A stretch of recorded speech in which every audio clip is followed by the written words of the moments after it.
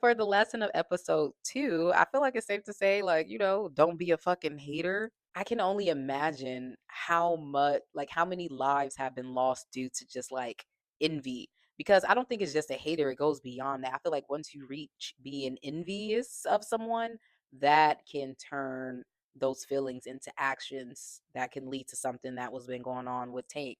So for this episode in particular, the lesson is always it's another lesson is that, like, the people's closest to you may not always be for you.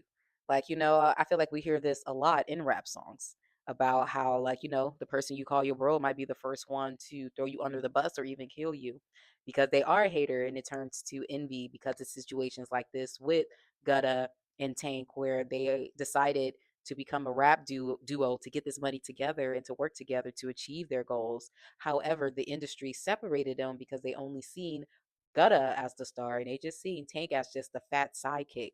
However, I feel like if they were as tight as they were, like, Gutta could have definitely been a little bit of a better friend. Like, he stood up for him where he could.